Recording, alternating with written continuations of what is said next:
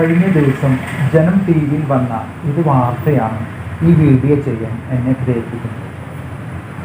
കണ്ണൻ ബാസി എന്ന യുവാവാണ് പരാതിക്കാരൻ. അയാളെ ഭാസനം ധ്യാന കേന്ദ്രം നിർബന്ധിത മതപരിവർത്തനത്തിന് ശ്രമിച്ചു എന്നാണ് ആരോപണം. വൃദ്ധരായ മാതാപിതാക്കൾ ഉള്ളപ്പോൾ അവർക്ക് കൃപാസന പത്രം നിർബന്ധിച്ചു കൊടുപ്പിച്ചു എന്നും പരാതിക്കാരൻ പറയുന്നു. ഇയാൾ പറയുന്ന മറ്റൊരു ആരോപണം കേട്ടപ്പോൾ എനിക്ക് ചിരി വന്നുപോയി.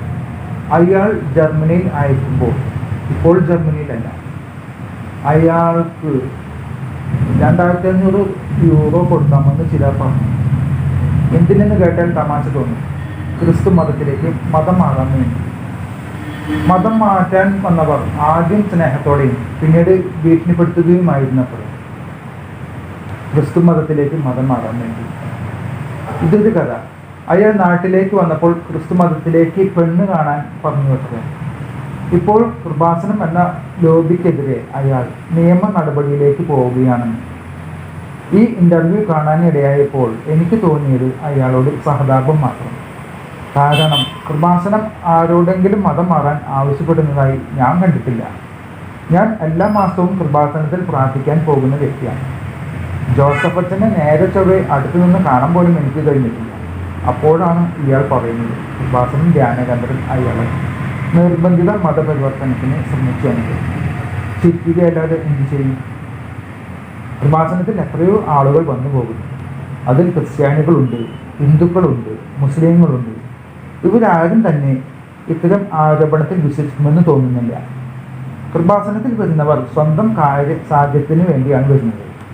അവർ വിശ്വസിച്ച് മാതാവിനോട് പ്രാർത്ഥിക്കുന്നു.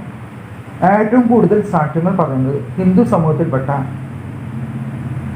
വ്യക്തികളാണെന്ന് എന്നതാണ് മറ്റൊരു പരമാർത്ഥം. എന്ന് കരുതി അവരോട് മതം മാറാൻ ആരെങ്കിലും ആവശ്യപ്പെടുന്നു. എന്ത് കള്ളത്തിലുമാണ് ഇയാൾ പറയുന്നത്?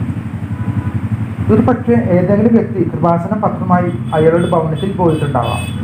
കൃപാസന പത്രം കൊടുത്തു എന്നതുകൊണ്ട് നിർബന്ധിത മതപരിവർത്തനമാണ് ഉദ്ദേശം എന്ന് പറയുന്നത് എന്ത് വിഡിത്തമാണ്. കൃപാസനം പത്രം വാങ്ങാൻ താല്പര്യമില്ലെങ്കിൽ സ്നേഹപൂർവ്വം നിരസിച്ചാൽ പോരെ. എന്തിന് അതിൻ്റെ പേരിൽ നിർബന്ധിത മതപരിവർത്തനമാണ് ഉദ്ദേശമെന്ന് പറയുന്നു? ഇത് അയാളുടെ ചീപ്പ് പബ്ലിസിറ്റിക്ക് വേണ്ടിയാണ് എന്നതിൽ സംശയമില്ല. ജനം ടി വി ഇങ്ങനെ ഒരു ഇൻ്റർവ്യൂ നടത്തിയത് ആ ടി വിയുടെ നിലവാരത്തെ എടുത്തു കാണിക്കുന്ന ഒന്നായി പോയി. കുറഞ്ഞ പക്ഷം ടി വിക്കാർ കൃപാസനത്തിൽ വന്ന് അന്വേഷിച്ചറിഞ്ഞിട്ട് വേണമായിരുന്നു അങ്ങനെ ഒരു വാർത്ത കൊടുക്കുവാൻ.